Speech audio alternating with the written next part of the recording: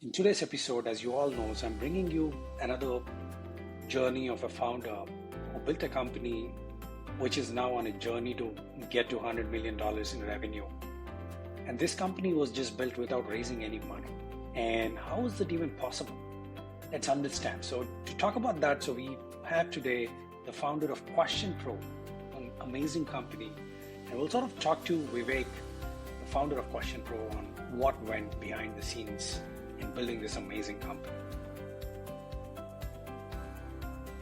Welcome, everyone.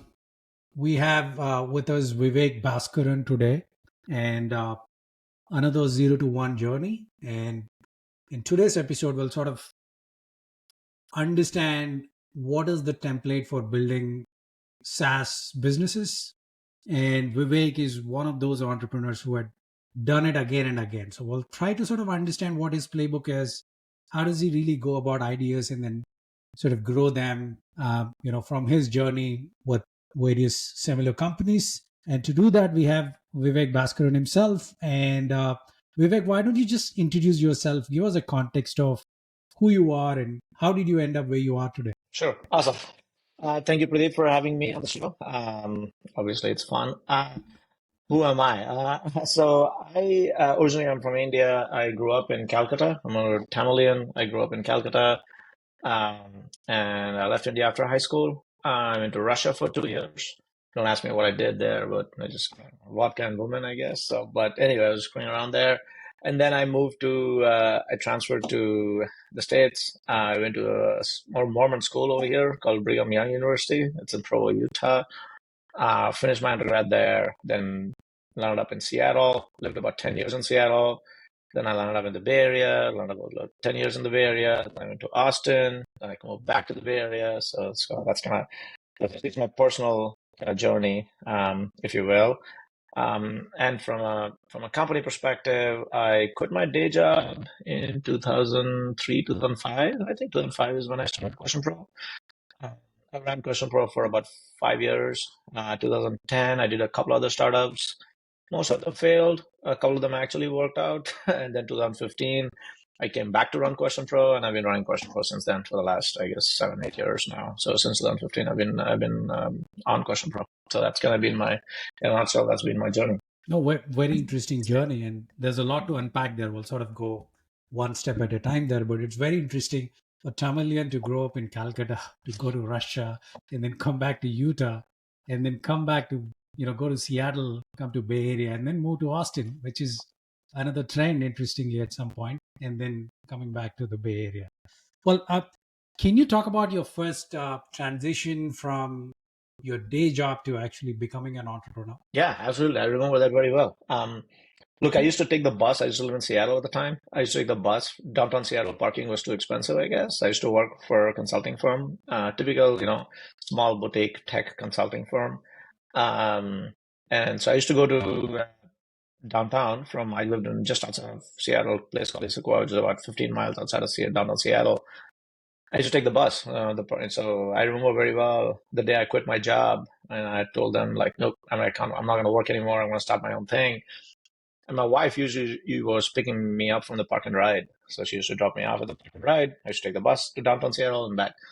So I get in and I tell Kalpana, my wife, I'm like, honey, I quit my job today. She looks at me like, what the fuck? Are you kidding me? Like, who's going to pay the mortgage? Right? Like, what are you going to do about it?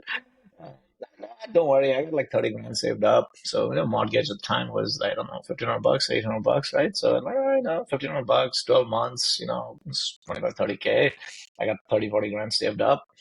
I think we'll survive. We'll be able to make it work. So that's how I started the company. I was like, literally, I bought 2 servers. Today it's much easier. This is 2005. You can get an AWS account and you can get a server. But back in 2005, there was no AWS. There was nothing. So you had to, I physically built the server. So it's cheaper to build a server than to buy a Dell or whatever it is. But I had a lot of experience building hardware and all that stuff, like hobbying, just not necessarily commercially, but so that's how I started the company, man. So that was kind of the way I kind of kickstarted it. Got a T1 line in my house, back then T1 lines were the high speed lines. I kind of like line, put a two or three servers, a website, started selling. That's how I started. Very interesting. And did you think about something, or was it and one day Yeah, you just I woke was up already and working on it. I mean, honestly, I was kind of working on it on the side. It was almost like a side hustle for a year or so. So enough to, I had built enough of the product to believe that this is going to be a real thing. Right? So it's not cold turkey. Like, I didn't quit my job and say, hey, what am I going to do today? Like, well, nobody does that anyway, right? So when you're in your current position, you start thinking about all kinds of things that you can think about. Maybe even invest a little bit of time and energy into weekends, evenings, whatever it is. And that's how almost everybody does it in some way, shape, or form. You kind of start investing some time into it. Maybe it's a couple hours a week, and kind of pressure test a couple of different ideas, and then at some point, the key is when do you jump? Really, right? At some point, you do have to jump. We can, I know a lot of friends who are like, they're pressure testing ideas, they're pressure testing ideas, they're pressure testing maybe in 4 years. They're pressure testing. Okay, you can't do it. You got at some point you got to say like, look, I think the idea is good enough. I think we can make enough money, and then you have to close your eyes and jump into the water. So that's at least my kind of viewpoint. So there was, we had pressure tested the idea enough. We had enough, at least I felt that, it was a pretty interesting need. And frankly, there were other companies making money in the same kind of things that we were doing. SurveyMonkey was already at the time, 5 years, 6 years old. So we're like, all right, we build a SaaS product that people can do, create, deploy, and analyze surveys.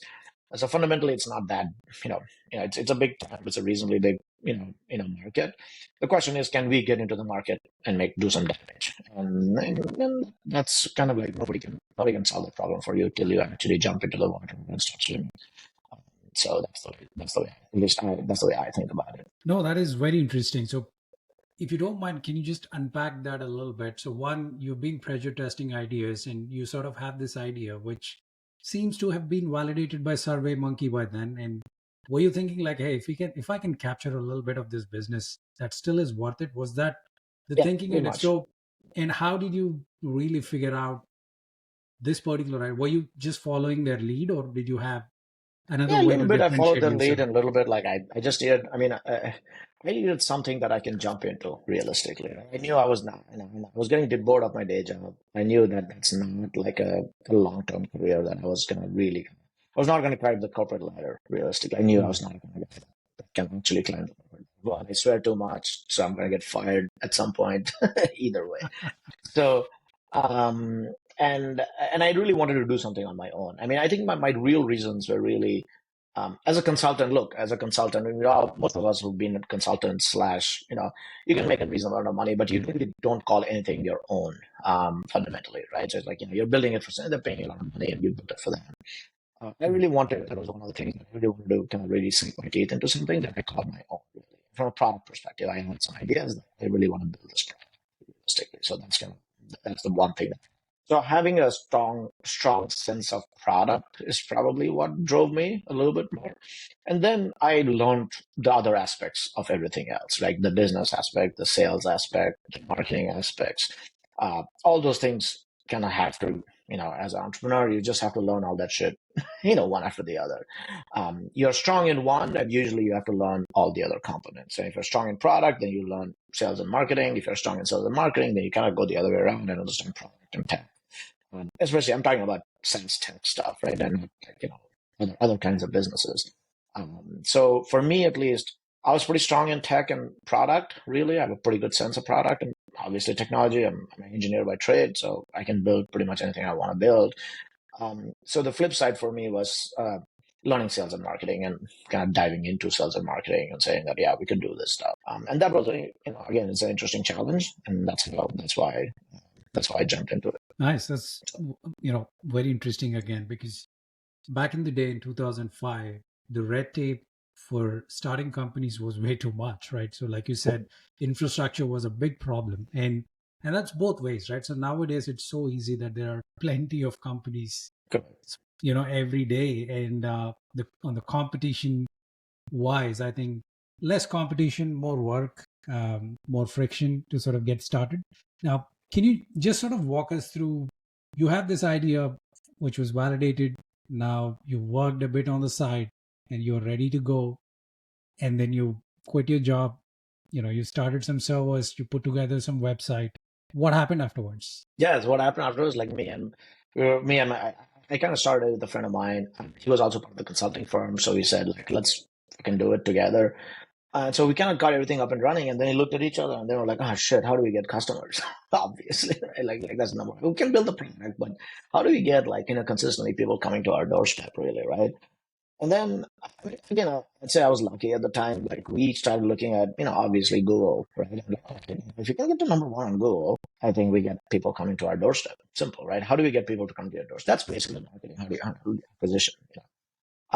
And I also, again, I looked at SEO as a very technical problem.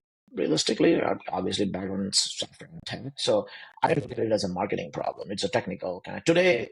SEO, most people put it under growth hacking or analytical marketing. They don't put it under creative marketing. SEO today because it's a mature kind of model. But back then, most of everybody put SEO under marketing because it was actually acquisitions. And most marketing teams were run by creative people, not analytical people. Even today, I would argue a lot of marketing teams are run by creative folks rather than analytical. Although today's marketing has been there are multiple disciplines under marketing that are running. But back then, frankly, I got lucky again. They're like, oh shit, not that many people were actually even doing SEO. SEO wasn't even invented. So I was like, it's not that difficult. I know how to get to number one on Google. So I was like, I can get that done. And once I get to number, it doesn't matter anything on Google, you get traffic, you get customers. That's it. So that's how we bootstrapped it. So we were lucky at the time, good timing, I would argue, like in terms of investing into SEO. And I had an analytical background, so I made some tweaks. I saw my rankings went from 7 to 3. I'm like, good, I understand the model now. I understand what Google is really looking for. If I do these things, this happens. It's a really trial and error, um, model, at least at the time. Today it's gone more sophisticated, but at that time it was pretty straightforward. Like you do a bunch of changes, you see what happens, and then you can do more changes to see what happens. And so SEO was a primary traffic driver and acquisition mechanism for customers. Wow, how dreamy it was. What Yeah. the right place and right time. Now if you were to do the same thing now, let's say if you have had the idea similar to QuestionPro, how would you go about acquiring your first customers, especially nowadays when SEO is almost dead for many reasons? But how would you acquire your own? I wouldn't say it's almost dead, but it's still there. But I hear you. Your larger point is the acquisition model through SEO is a lot more challenging.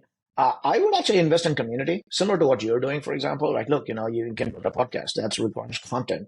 Ultimately, it requires content, really, and a good quality content that not easily replicatable, right? If I were to start something today, I would start build a community around whatever I'm trying to sell. So if I'm trying to sell to a bunch of, in my case, I sell to a bunch of researchers or CX practitioners or head of HR. So I'd build a community around a particular persona and say, if you're selling to product managers or if you're selling to chief customer success officers, really. So I'll try to build a community around, because what is community? It really is like largely content, fundamentally, right? Good quality content, and good quality content comes from talent, and you can dive into it, and you'll grind it out.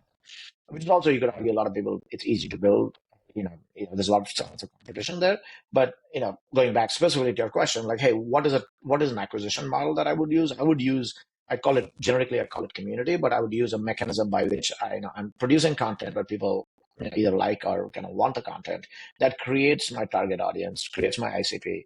And once that creates that ICP, I would sell them something or the other. Absolutely love it. I think that is such a simple thing to do, yet many people, I think a lot of the first time founders, they try all kinds of things. And I think keeping it simple and having a community, and that's also a good way to discover what product you want to build as well. So awesome. And you can do some validation models also. Absolutely. And can you also talk about the early customers and what was their journey like? And you just opened it up on SEO and then people started signing up for the product. Was it that easy? Or just talk about your journey through acquiring those early customers. Yeah, it was like just talking to customers, listening to their problems and solving them. Simple, right? That's what I did. Look, we are in the market research space for the most part from a structural perspective, and I don't know, at the time, I probably still don't know shit about market research, but at the time I still, my background was in software and tech, not necessarily, research. But I learned, really, right? I talked to my customers and I even read books around research, and I said, all right, I'm going to be in the research business. And I learned conjoint, backstiff, heat map, and turf analysis. These are all Good news is, what it's turf analysis. Actually, I can go read up online and find a white paper that's a research paper that says, here's how you model turf analysis. And I'm like, okay, cool. I'm going to program turf analysis into my product realistically, right? So you don't have to have, frankly, a PhD to understand what turf analysis is. So it's a combination of what I heard from our customers. They said like, hey, I'm doing the survey, but I really want to do turf analysis on the data. Okay, cool. Now I know what you want to do. Then I go Google up and figure out what is turf analysis to begin with, and then how to implement it. And then, the speed at which you can figure out, understand something and implement it is that's more of an engineering exercise, which is obviously, which was my kind of strength, if you will. So that's how we built the product, one day, one iteration at a time. So keeping a keen eye on one side, like, hey, what do you want to do, and what are you doing, and why are you doing? Asking a lot of questions to your customers, and like, hey, why do you want this, right? A lot of people say, I want this. First question is why, right? Just explain why do you want it, and you keep asking why 3 times or 5 times. Then you get to the root cause of like really what people are trying to do. And that's what good product managers do today. I mean, frankly, you're kind of doing product market fit. If you don't ask why 3 to 5 times, because most people will come to you and say, I want something, I want water, and I want Coke. All right, what do you want? Oh, I'm thirsty. Well, maybe you should drink water rather than Coke. So if you just say like, hey, I want Coke, and let me run around trying to find you Coke, you're not going to solve the problem either. Okay, you gotta go in why 2 or 3 times.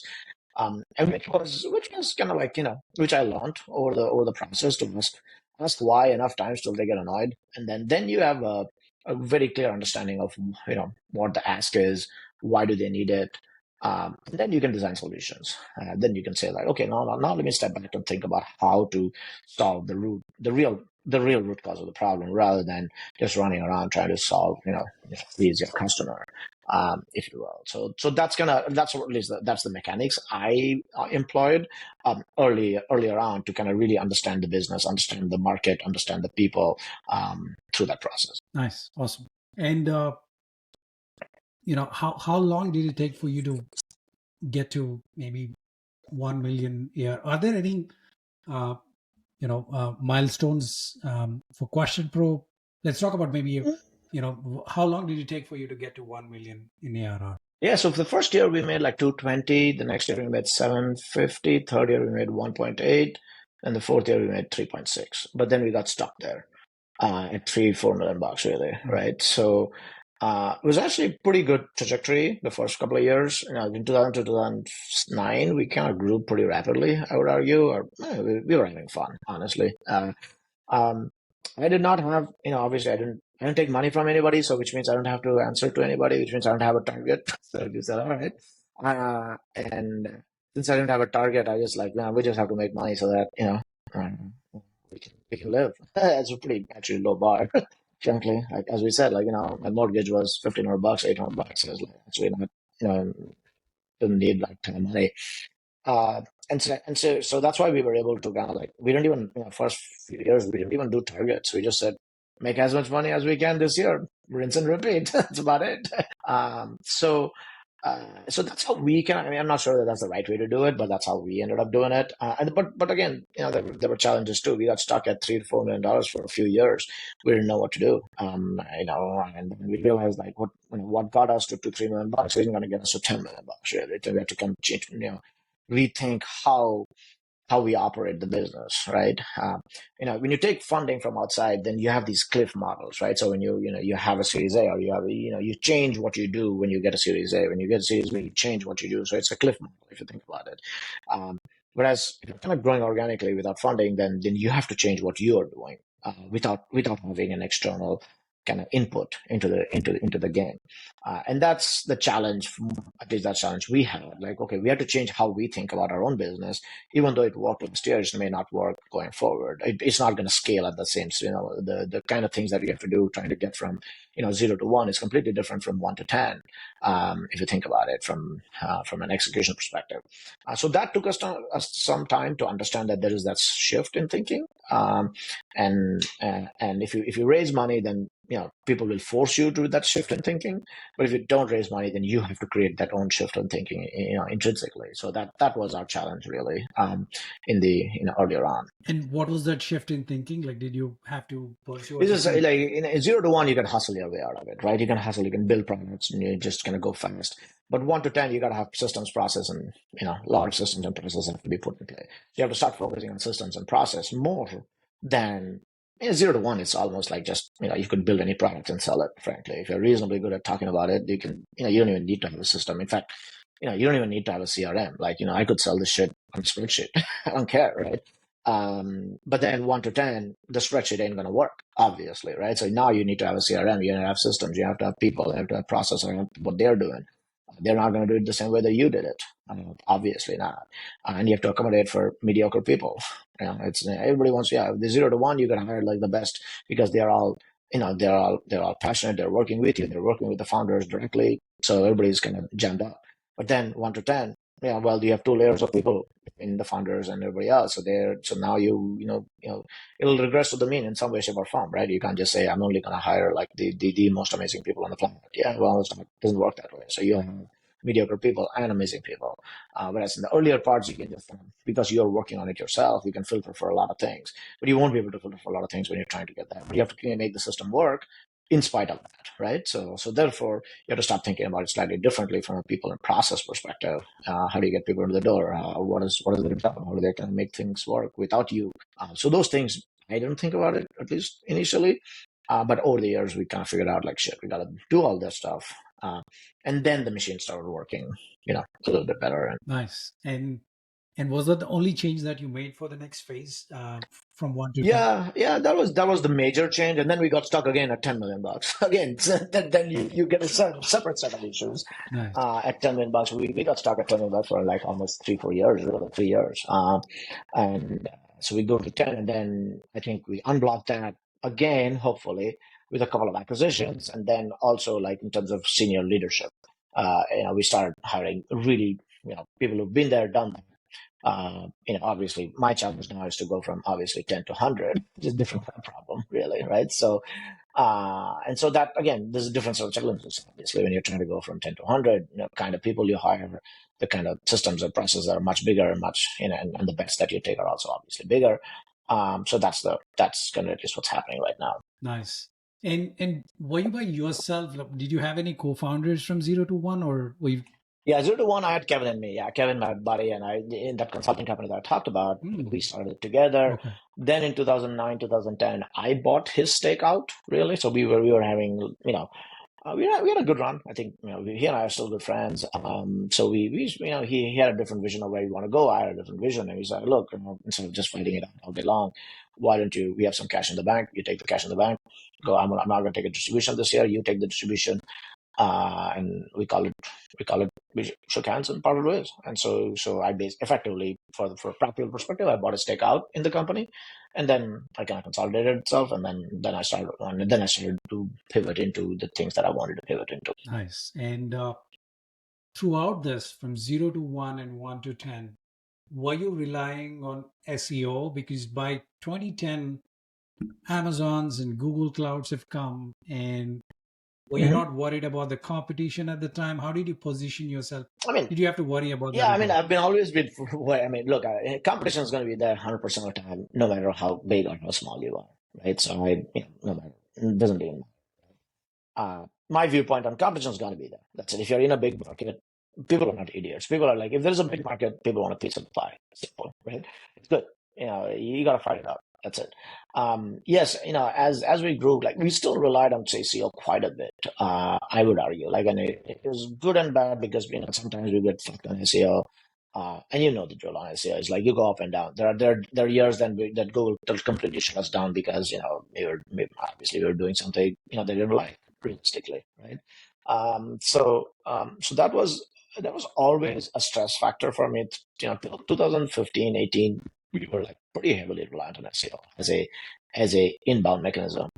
But there's one other thing that really, and a lot of people, don't know this, or at least do not articulate this. So we are in the survey business. We think about it, right? It's got an intrinsic virality baked into it. It's not like CRM, right? If you're in CRM, I don't know what CRM tool you use. I actually don't know. How would I know? There's no way in hell, right? But I will know what survey platform you use because by definition, you in order to use my survey tool, you must send it out to, I don't know, your friends. Let's put it, or your customers or your employees, right? So now all your customers obviously know about QuestionPro, really, because you send the survey out, it says powered by QuestionPro. So those customers, so it's got an intrinsic viral loop to it, right? If you think about it, right? It's like very similar to email marketing, right? Email marketing has an intrinsic viral loop. So you do email marketing, in order to use the tool, you must send the email. The email says powered by Constant Contact or MailChimp or Eloqua or whatever it is, Marketo. So same logic applies for surveys too, right? So it has the intrinsic viral loop. So that therefore it actually is pretty, that again worked to our favor clearly, right? But then we also did interesting things. We understood that really early, and we said, like, you know what, you could do unlimited surveys. We were the first guys in the business. SurveyMonkey at the time was charging, you could do 1,000 surveys for X dollars, 10,000 surveys for Y dollars. Kevin and I looked at it and like, dude, we got an intrinsic viral loop. So therefore, the more surveys that go out, the better it is for our acquisition, right? Overall brand and acquisition. So we were the first guys to do unlimited. We don't care. You want to do million, you want to send it out to 1 million people? Great. Send it out to 1 million people. It's actually good for me, right? How would I get 1 million eyeballs? It costs a lot of money to get 1 million eyeballs. But so we kind of ushered in. After that, a bunch of other, SurveyMonkey, everybody else started doing unlimited. Everybody got smart, right? Not here. People are not idiots in this business. They got smart too. So that's right. All of us today, like in the mid to lower end, all of us, we don't even charge based on the number of responses for the exact same reason. Right? So all right, the more the number of responses, the better it is for the business. We don't care, really. So those are a couple of hacks that you have to kind of understand. If you can come up with a viral loop, right? An intrinsic viral loop, then it's super awesome. Like Calendly had that, for example. Calendly, like every time you use Calendly, they have the intrinsic viral loop. So I call it the intrinsic viral loops because like the usage of the product begets more customers, realistically. So if you have something like that, then it's awesome. Then you just have to get it big enough. It goes both ways too. So the companies that have a bigger intrinsic viral loop just grow at a faster rate. SurveyMonkey had a much bigger intrinsic viral loop, right? Their snowball was already big. Our snowball was smaller. But then obviously, as the default effect, a bigger snowball will catch a lot more snow as it goes down the hill.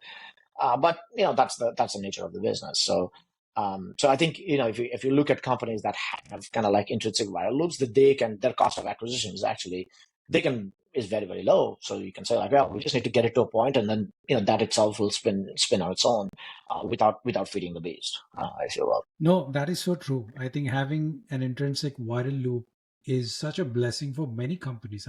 Calendly is one of the latest examples, but even Dropbox, it was one of the fastest unicorn for that exact reason at the time. But would you suggest force fitting this into a business model? Let's say you're conceiving a product and for some reason you don't see this option. Would you still, stretch it to really fit this in? If someone's I would try really hard to tap into my customers' really, right? That's kind of the root, right? Whether it's really prioritizing. I mean, Dropbox, if you think about it, Dropbox prioritizes sharing, right? So it does actually matter, right? Like, there were other companies that also did, file storage, right? Think of it. YouSendIt was I remember a company called YouSendIt. They were sending large files, and they got popular because YouSendIt, you have to send it to other people. So I think it's product, kind of like which features in the product that create the intrinsic viral loop, or at least attempt to create the intrinsic viral loop, should be taken into consideration. And then like smart pricing, right? Like we, in our case, we realized the intrinsic viral loop should be encouraged, which means unlimited users, unlimited stuff, whatever it is, right? So that, if you start saying, hey, I'm going to charge you for sharing, well, that kills you, right? I mean, you're killing the intrinsic viral loop by definition, right? You're saying, oh, nobody wants to pay, only 10% of the people will pay for that premium, really, right? But the free version should have the intrinsic viral loop as much as possible. Right? So there's a product kind of jigsaw that you also have to think about when you're thinking about this. There are cases where like it just simply doesn't work. If you're using accounting software, I'm like, dude, I don't know. You're using accounting software, like, dude, it's just kind of difficult. But there are ways that people have done that too, if you think about it, right? Like they have, you get a deep discount if you invite 3 friends. Those are the easy ones, right? They're not intrinsic, they're extrinsic, I would argue. They're like you're forcing them to do something out of band. Obviously, the intrinsic one is easy in terms of like, look, you know to use the product, you must tell your friends. Okay, great, but if you have products but you can think and you can invest into features that create at least part of that loop, that obviously reduces stress in terms of acquisition on the front side, really, right? So like now you have a few people coming in organically, and then you can, obviously your CAC goes down on the front end. Awesome. Yeah, that's such an important thing to have for the listeners who are watching this pod. Um, Now, 0 to 1, scrappy, 1 to 10, people, processes. And if you look back from there, would you have done anything differently from that? Yeah, I mean, I think I fucked up big time. In 2010, I really thought the enterprise business and the consumer business are going to be completely different, really, right? Um, Back then, if you think about it, it was more like, enterprise companies like EMC was there, and then there was, let's take storage, you bought Dropbox, right? Like, well, EMC was there doing, storage, and there was Mozy as a backup software, right? So if you think about it, there were two different brands, two different kind of products, two different companies. I really didn't think these two will merge. I really thought that they're going to be completely separate for the rest of our lives. Obviously, I was wrong. These things have merged in 2013, 2015. By that, I mean right after the iPhone came out, pretty much the what they call the consumerization of IT, making that happen. And I totally fucked that one up. Really, and I was like literally like I was still thinking like QuestionPro, and then I created a new product that was, new brand. The biggest mistake I made was create a new brand. Really, I created a new brand called Survey Analytics. I thought that that was going to be the enterprise product. Realistically, that I wanted to go after the enterprise business, and I didn't want to obviously let go of the consumer business on this side, right? Ended up not doing great on both sides, really. Ended up fucking it up on both sides. And then that's when in 2015 we kind of merged it, and now we just called it the enterprise version of QuestionPro. Well, the big mistake I made was that you asked me a simple question. Don't create multiple brands, and people are going to, it's very very difficult to get one brand going. So if you have to start to create multiple brands, it's just like you're just diluting the core work, really, right? So I've seen that. Even talked to a lot of my friends like, oh yeah, I'm doing this, but I want to do this other thing. Let me create a new brand around it. I'm like, yeah, no, actually just call it something plus plus, really. Right? It's much easier to call it, Google Docs than come with this brand new name for it. You already have a brand associated with you with something. Just call it something simple and call it good. Rather than coming up with a brand new name for that. Initially, it's enticing to come up with a brand new name because you want to keep it that way, but then eventually, like you realize, like now you have two fucking brands. Oh my God. You got to pay double the money on everything, and it's just pain in the ass to. Then both of them go mediocre. If you're all brand is one of those things. The bigger it gets, the more stronger it gets. So that's what I would say. Like, in hindsight, I wish I had just called, when I started the enterprise business, I just called it QuestionPro Enterprise and call it good. But I did something else, really. So that was not great. No, I can imagine. Like once you start adding these things, then every decision has to, you have to think about survey analytics and QuestionPro. Yeah, Not just you, but correct. everyone else in the company will have to. Correct. It's like Correct. you in a way the firepower is half of what it was. Yeah. And five across the entire org, right? Not just you. You can kind of wrap it up in your head, but then everybody else is like, double it up, and then it just gets exhausting, and then you end up doing a shitty job on both sides. Nice. Simply put, I right? know. So that's what ends up happening. And what was it like? What was enterprise sales? Was it easy at the time, or did you have to go through all kinds of? No, I learned enterprise sales on my own. And I realized enterprise sales, and a lot of people talking about like, hey, Vivek, selling. I'm like, dude, selling is actually not a bit complicated once you get into it. It's really about asking and having a very very thick skin. Simple, right? I mean, you can't have a thin skin and be in this game. People are going to tell you to fuck off. People are going to tell you to shut up. People are going to tell you whatever the hell they feel like telling you. You just have to say, I don't care. And they can say what they want to say. I can say what they want to do. So I think that's the key part. At least for me, that was the key part, right? Because I came from a tech background. I didn't sell. I didn't do any of the stuff. So for me, that was a learning. Okay, look, and it was what it is, and so I just said I'm going to do it. For me, it was like, yeah, just do that or go back to day job, and going back to day job wasn't nah, was like no, it's not going to happen. So yeah, enterprise sales was kind of like it was interesting. I actually loved it. Once I got into it, I love selling right now.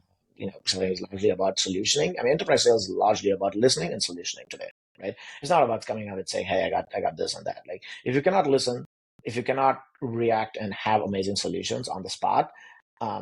And that's why I actually think tech, especially B2B SaaS tech sales, like people who can solution things actually do much, much better in sales because they can on the fly, look, here's the problem you're trying to solve.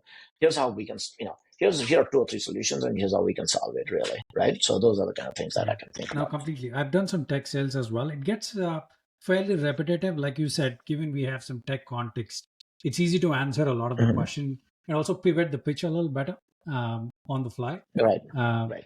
On the fly, yeah. exactly. Especially if you have a tech background. It's actually, that's why I feel like people who have tech backgrounds can do like 10x better in sales, because now you have a tech background, you know the available options in terms of solutioning, right?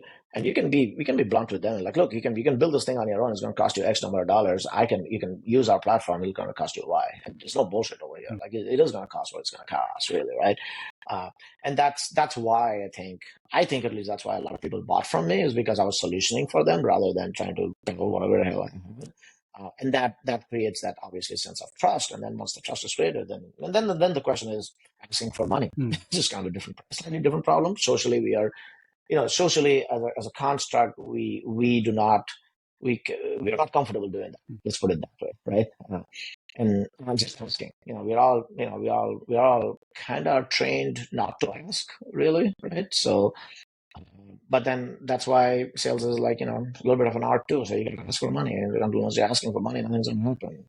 So you can do it. Awesome. And all through this while, you haven't raised any external funding, is it, Vivek? No, because I suck at it. So. No, but how did you ever want to, raise money at fairly a high valuation and then be in a comfortable spot, or did the thought ever occur? No, I mean, thoughts occurred, but since I sucked at pitching to investors, I pitched a few of them, and I realized like I just couldn't get my head in the game.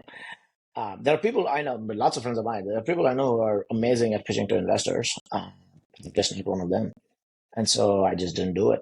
So I'm not going to pitch something that I'm not believing in. And this kind of like, so I just get my mouth shut and kind of continue doing what I want to do. Nice. And we're almost at the end. We have a couple more questions. And how did you get to are you comfortable sharing where you are? Like, what's your current ARR?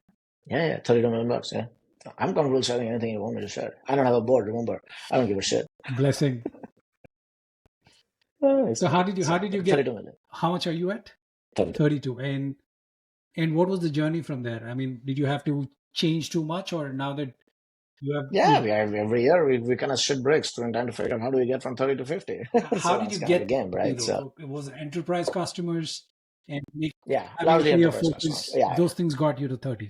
Yeah. So, and we did a global expansion model also. So we started opening up offices in, Dubai and South Africa and Latin America and things like that. So we took our product and we said, like, let's just go global. Yeah. We have a product. We have a reasonably good product. People love it. And then we went into markets. Obviously, we are competing against SurveyMonkey and Qualtrics and Medallia, fairly reasonably deep competitors. But they're not spending money in every place, right? So we could go into markets where they are not great at. So we went into a bunch of different markets, and that helped us grow the business. Nice. I mean, this looks like this has everything going for it right from the start. I think the idea, where it started, there was a clear focus. There was a SEO, which got you a good head start. And you've been fairly focused all through this.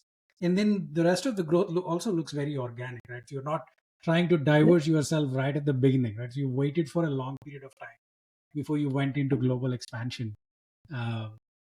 Good stuff. And we had fun. Yeah.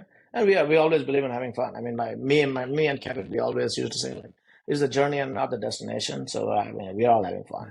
If you're not having fun, then we would probably not even do this, right? So it's important for all of us. Like, we hustle really hard, but we're also, we also make sure that everybody's. Now, can you share your thoughts around what next? Like, how do you get to 50 million from here? Wow, keep making more money, brother.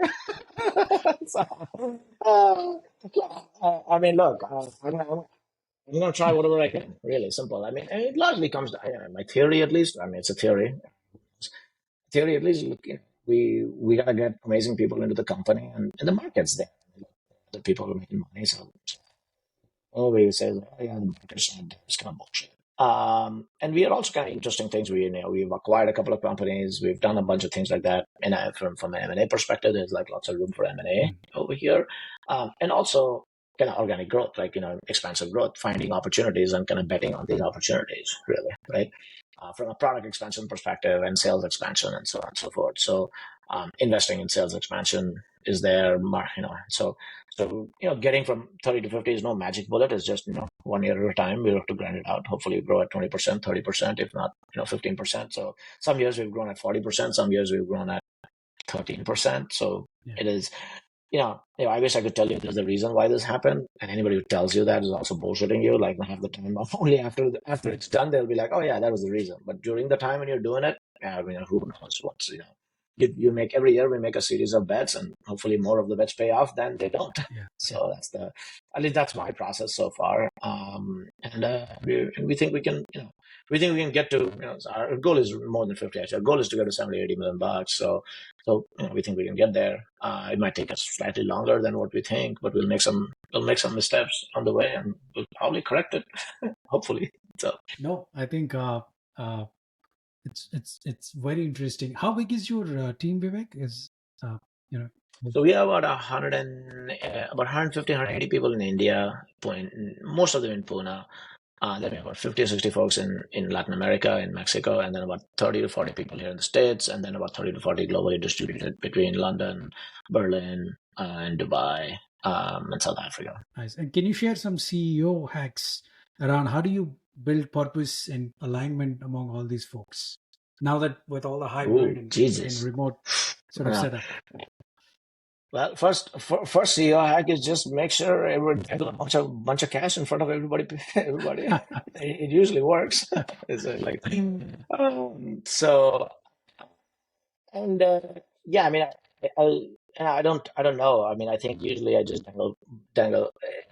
The other thing that I will say that has worked for me in terms of our global expansion, we give a lot of autonomy to everybody in the company, right? Even our managers.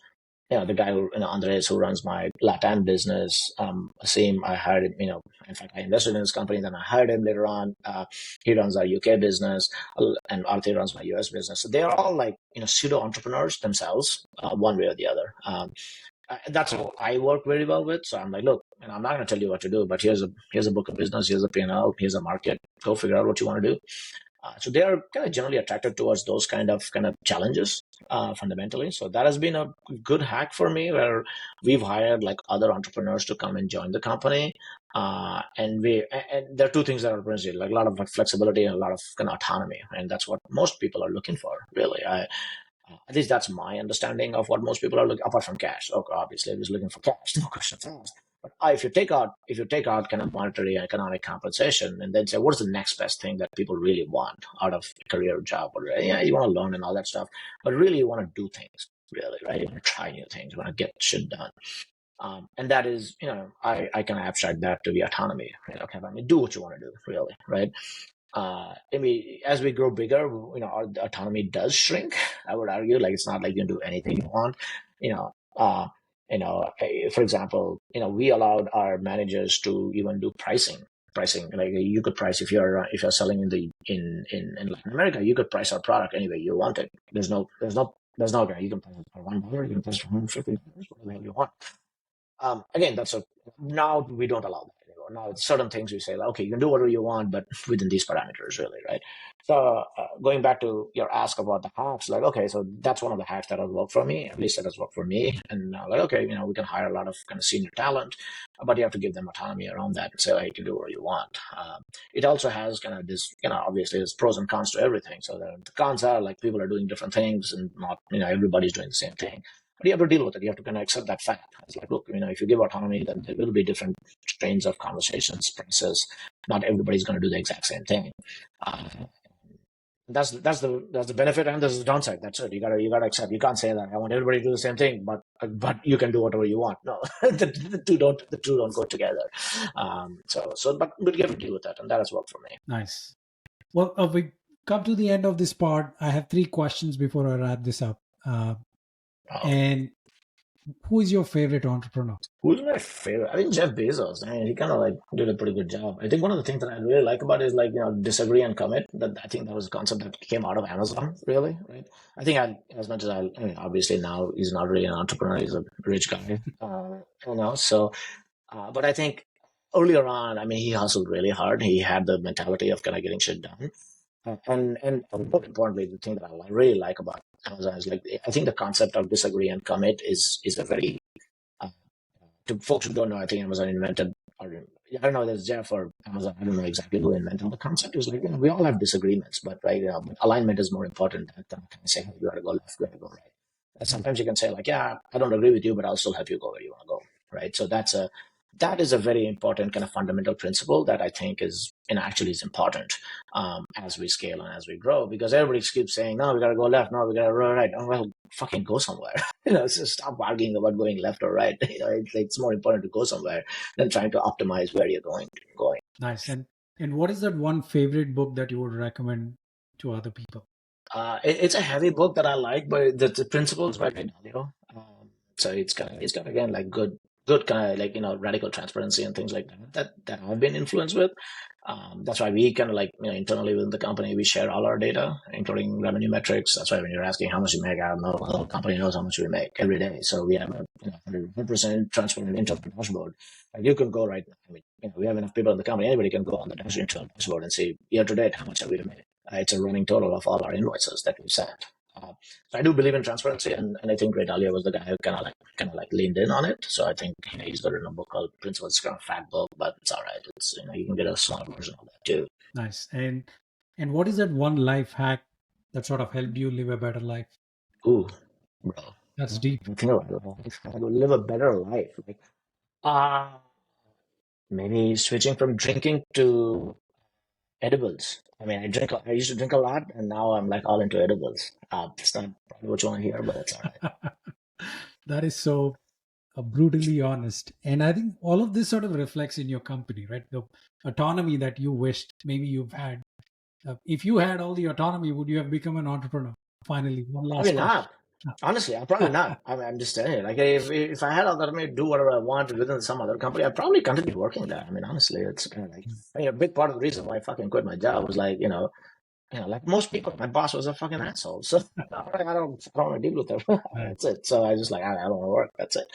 So if I had, yeah, I tried. I really try hard. Like, I don't want to be the asshole boss, right? In this company, I don't want to be the asshole. Like, I try really hard about that. Yeah, that shows. And finally, do you have anything to say about QuestionPro? If someone wants to start using it, is there anything that they have to do? Yeah, just go online and start using it. And if you hit me up on LinkedIn and ask me for a free license, I'll probably give it to you straight up. Right? Good news, SaaS company, so we can give out free licenses. If you listen to this podcast, I'll make some shit up right now. Like, Pradeep, if somebody listens to this podcast, you can hit me up on LinkedIn. I'm on, you can search my name.